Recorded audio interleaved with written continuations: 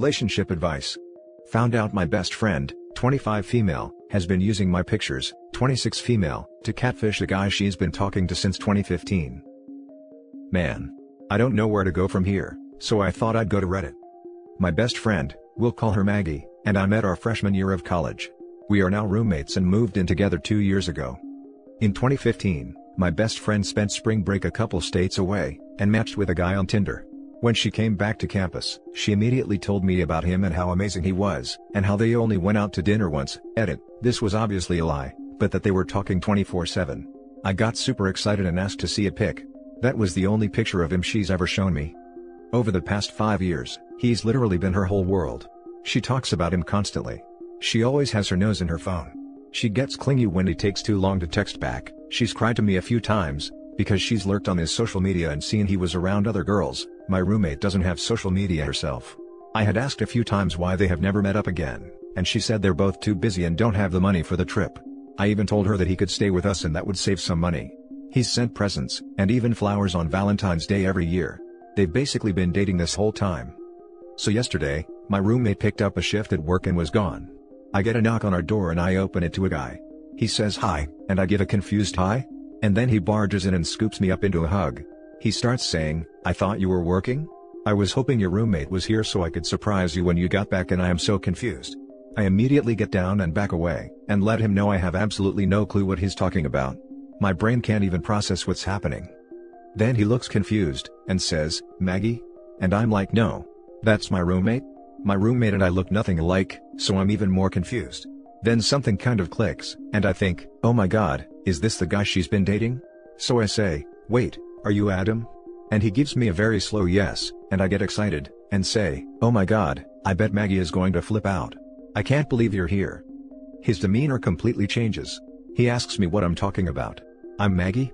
And I tell him no, I'm Summer, Maggie's roommate. At this point I'm still completely missing something he has just pieced together. He just says, "Holy FK," and looks like he doesn't know what to say. Eventually he asks if he can sit down. I invite him in. He then proceeds to tell me for the past 5 years, he's thought he's been talking to me. Every picture he's ever seen of Maggie has actually been pictures of me. I'm completely dumbfounded, and we don't know what to say to each other at first. So, he gets out his phone and shows me proof. He has tons of pictures of me saved on his phone, and went to their messages and showed me proof that she's been sending them to him. I felt and still feel completely sick to my stomach. I get out my phone and show him real pictures of her. I tell him maybe they could just talk when she gets off of work, and he's really pissed at this point. I say maybe we should call her first and let her know he's here. So I do that, and she starts flipping out, saying she's not coming home.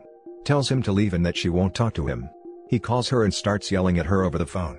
After everyone calms, she eventually comes home. He's hurt and accusing, she's crying. I'm sitting there awkwardly. She tells him that she's still the same person he's had feelings for, and he screams at her, "No, I thought I was in love with your roommate." And that completely makes her break down, so I tell him maybe he should leave for the night and everyone should have their own space. He agrees, and after he leaves, she goes completely psychotic on me and starts throwing things around the living room. Tells me she hates me. I start crying. It's a mess. I left to stay with a friend and haven't been back, so I don't know what's gone down. I feel like I have no idea who the person I'm living with is, and I feel weirdly violated. Do I move out? Do I try to call her? She hasn't even texted me. I don't know how to deal with this situation. Now for the top advice before reading the poster's update. I was the Adam in a situation like this. It was 3 years. You need to move out, get away from this, Maggie. People like that are not okay. Don't put yourself through this anymore. I went no contact when it happened, effective immediately. My Maggie messed with me for years to come, and we were countries apart. Just get away and stay away. That's all I have to say. If OP is doubtful about running fast, she should watch the Catfish movie before it became a dramatized show. That stuff is next levels of messed up. You should watch a documentary called Tell Hot Blonde. Holy cow, this documentary was so many levels of mind screw. I still think about it from time to time years later. Run. Heard the beat drop for a second. She catfished him for years. This is a horrible human being. Get all your pictures off her devices. Notify your college security and file a police complaint against her. You have no way of knowing how many people she sent your pictures to. What she did was a huge violation of your privacy and your rights as a person. She's totally untrustworthy. She's already committed identity theft, and toyed with a guy's heart for over a presidential term. I wonder what else she'd do. Now for the update. Thank you guys for all of your advice and comments, many saying you've been in mine or Adam's position. It's made me feel better. I'm gonna go ahead and just post an update, because I don't think there will be more of an outcome than this. I ended up having a phone call with Adam, mostly because I wanted to know about the pictures she sent. Turns out she sent pics of me in my underwear, and nudes that aren't actually of me. Or her. So, we're assuming she got those from Google. He feels really bad and is actually having a hard time with all of this. I assured him I don't blame him at all for the underwear pics, or anything like that. He ended up telling me that they actually have FaceTimed, but she would never show her face, only the top of her head/hair, which is dyed a similar color to mine. Never thought anything of this. Now I think it might be really weird, and her excuse was, she felt like she looked bad on video, was self-conscious, didn't have makeup on, etc. He said he didn't think it was weird. I don't know. He also told me he's tried a ton of times to arrange visits to meet, and she's came up with excuses every time. Said that he's been mostly content to talk through text/over the phone up until this point.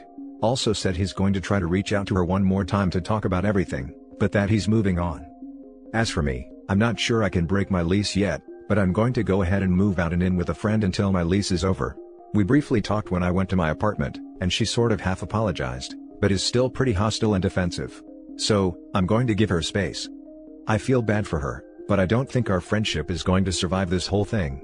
Anyway, this has been some crazy event, and I appreciate all of the responses I got. Y'all are awesome. Now for the next story. My 26 male girlfriend, 24 female, found an engagement ring I was keeping safe for my friend until he was ready to propose. She thought it was for her and is furious that it wasn't. I've been dating my girlfriend Laura for just over 2 years. We met as I was finishing my master's and she was in her last year of undergrad, as we attended the same university. We have a pretty strong relationship overall, we get along well and have pretty similar views/goals in life, and I love her a great deal. She's definitely been the healthiest relationship I've ever had, and I see a strong future with her. This weekend has been awful, however.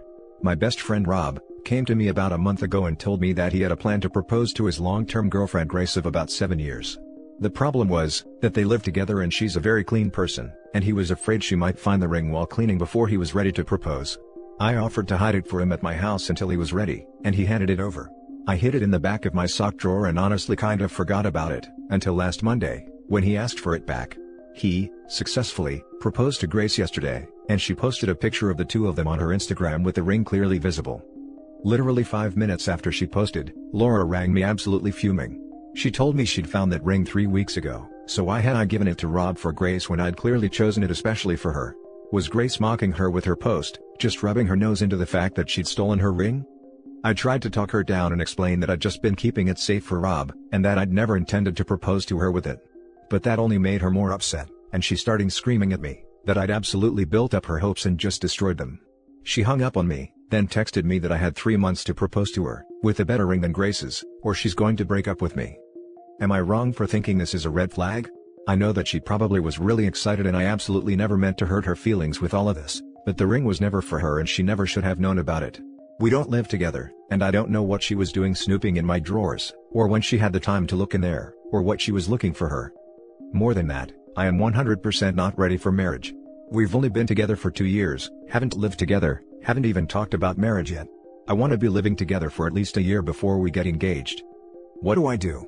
I totally understand why she'd be upset, but I just feel like she's invaded my privacy by looking through my stuff, and that I'm being treated badly for something that was never meant as a snub towards her. This is the first big fight we've had and I'm not sure if I'm just seeing red flags because I'm hurt, or if they're really there. Now for the top advice. Rule number 1, don't ever get married if you're not ready. I won't even touch on her reaction and proposal demand LOL. Dude, I can understand that she's devastated, but that, propose to me in 3 months or else, is too much even for someone in the heat of the moment. The time frame is a red flag. With a better ring in the time frame, is a massive, massive, red flag. Then it will turn into, I'll divorce you if you don't do X within 3 months.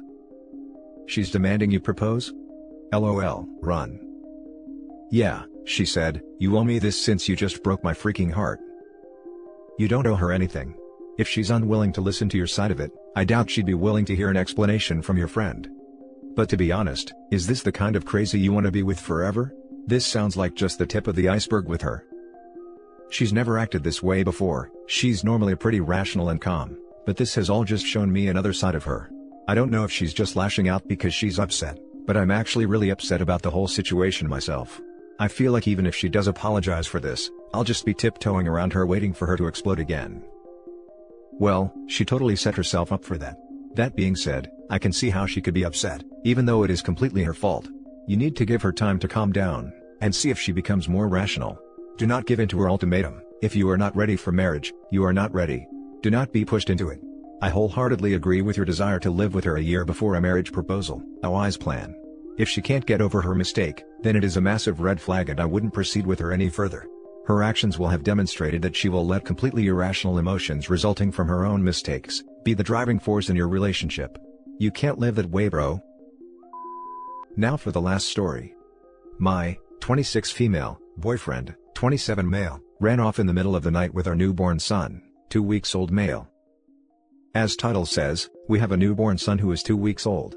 To recap the period leading up to this event, we had the baby on a Thursday and came home on Saturday. Roses. Everything was absolutely beautiful. Our relationship had never been stronger and we were so happy. More in love with each other and with the little one than we thought possible. On Sunday, we decided to pop a bottle of champagne. I have one glass and he continues saying, "We can get drunk now." I obviously didn't want to get drunk, but did not discourage him since we hadn't drank in months. We used to drink together nightly. He ended up quite belligerent by the end of the night, and it resulted in tears on my end since he was acting out of character. The next morning, he sincerely apologized and said that if he ever got drunk like that again, he would stop drinking. That evening rolls around and we have a glass of wine with dinner. I did not want another, but he continued to finish the bottle, and another. Drunk again. More tears. I explained to him, while he was drunk, the conversation we had the night prior about him not doing this, and he broke down and came to bed, and promised not to again. After a week of being home, my mother begins to travel to us. We live in Colorado, she lives in New York, to visit us for 2 weeks to help get settled with the baby. This visit has been planned for 4 months and was not a surprise. In the 2 days she is traveling, my boyfriend begins to transition from happy new father to protective new father. It is a difference, but he is very confident in his new role and feels that his life has changed and he is very happy. My mother arrives at 8 a.m. on a Monday, and proceeds to say hi to us, although quite exhausted, and goes to sit on our porch to decompress after 48 hours of travel. My boyfriend comes to me and says that she was disrespectful when she arrived. I question him and say, "I'm pretty sure she's just tired. Let's let her rest, and then we can all have a conversation about boundaries and more once she's rested." He agreed and moved on with the morning. I didn't think anything else of it. At around 9:30 a.m., 90 minutes after her arrival, she passes him in the kitchen and he raises his voice and exclaims to her about how she will not be disrespectful of him in his house, and more. I begin to bawl and beg him to stop. My mother, completely taken aback, goes outside crying. My boyfriend is livid, I can see it in his eyes.